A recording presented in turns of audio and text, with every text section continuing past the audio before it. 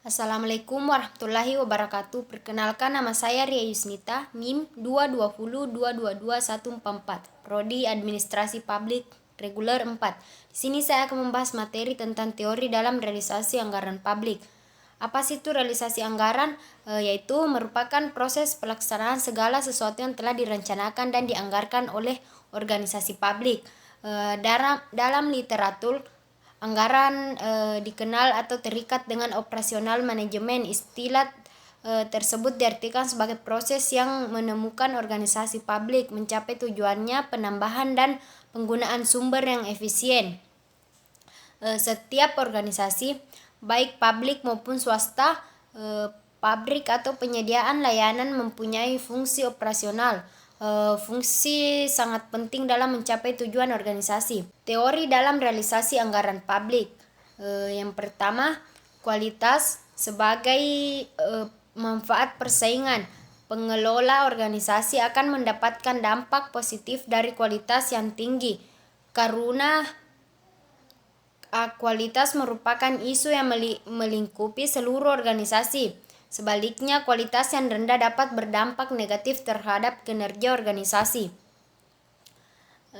Selanjutnya itu teori dalam realisasi anggaran publik.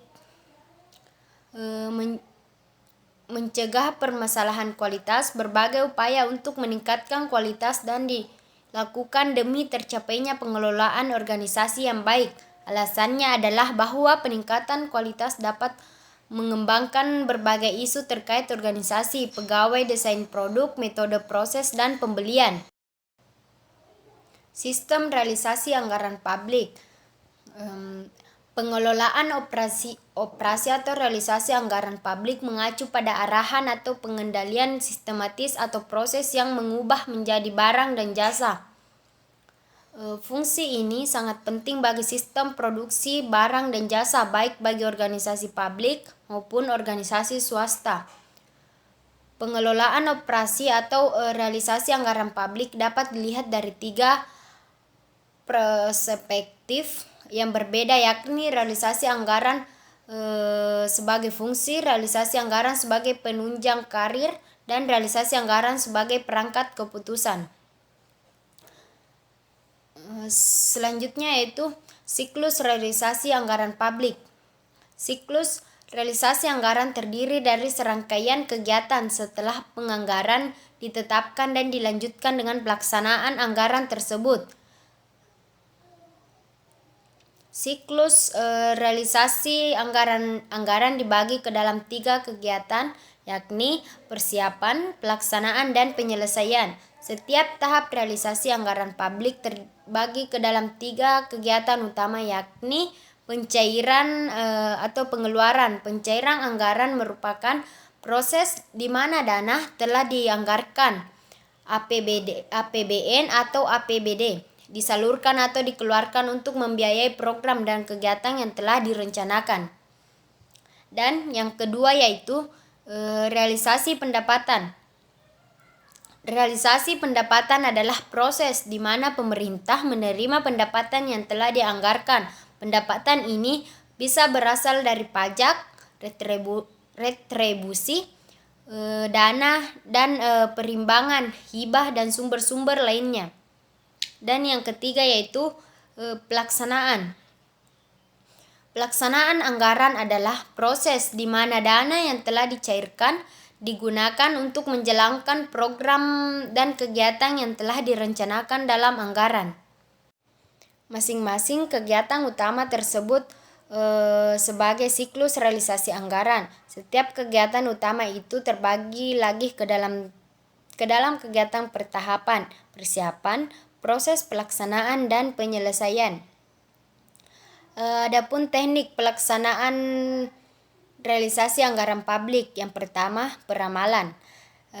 Peramalan dalam konteks anggaran publik adalah proses memprediksi kebutuhan dana dan pengeluaran di masa depan berdasarkan dana historis dan tren ekonomi. Dan yang kedua, manajemen bahan. Manajemen bahan melibatkan pengelolaan dan pengendalian persediaan barang dan jasa yang dibutuhkan oleh pemerintah. Dan yang ketiga, Sistem persediaan. Sistem persediaan adalah metode dan teknologi yang digunakan untuk mengelola inventaris barang. Dan yang keempat, sistem produksi. Sistem produksi adalah dalam sektor publik bisa merujuk pada produksi layanan atau barang yang disediakan oleh pemerintah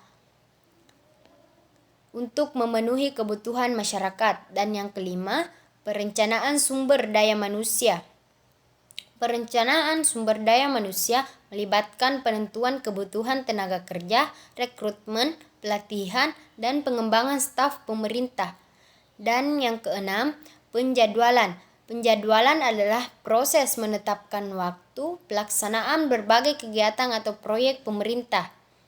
Dan yang ketujuh, pengendalian. Pengendalian melibatkan pemantauan dan evaluasi kinerja terhadap anggaran yang telah ditetapkan. Yang kedelapan, keuangan. Aspek keuangan mencakup pengelolaan dana publik, termasuk perencanaan anggaran, alokasi dana, pengeluaran, dan pelaporan keuangan. Dan yang kesembilan, pemasaran produk atau jasa. Pemasaran produk atau jasa dalam konteks publik melibatkan strategi untuk mempromosikan program atau layanan pemerintah kepada masyarakat. Yang kesepuluh, pemberian jasa. Pemberian jasa merujuk pada penyampaian layanan publik kepada masyarakat. Ini mencakup segala sesuatu mulai dari pelayanan kesehatan, pendidikan, hingga pelayanan administratif. Dan yang ke-11, kualitas atau kinerja.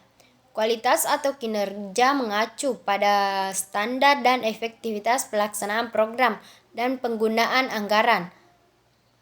Dan yang selanjutnya, adapun contoh realisasi anggaran di organisasi sektor publik. Contohnya yaitu pemerintah pusat.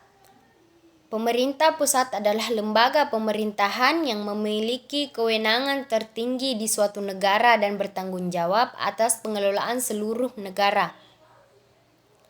Selanjutnya yaitu pemerintah daerah. Pemerintah daerah adalah lembaga pemerintahan yang berwenang untuk mengelola dan mengatur urusan pemerintah di wilayah administratif tertentu di bawah pemerintah pusat, seperti provinsi, kabupaten, dan kota. Dan yang kedua, lembaga swadaya masyarakat atau LSM adalah organisasi non-pemerintah yang dibentuk oleh individu atau kelompok untuk menangani isu-isu sosial, ekonomi, lingkungan, atau kemanusiaan. Selanjutnya, yayasan. Yayasan adalah organisasi nirlaba yang didirikan untuk tujuan sosial, pendidikan, agama, atau kemanusiaan. Selanjutnya, partai politik. Partai politik adalah organisasi yang dibentuk oleh sekelompok orang yang memiliki ideologi atau pandangan politik yang sama, dengan tujuan untuk memperoleh kekuasaan politik melalui pemilihan umum. Mungkin sekian penjelasan dari saya. Billahi fisabilil haq wastabiqul khairat. Assalamualaikum warahmatullahi wabarakatuh.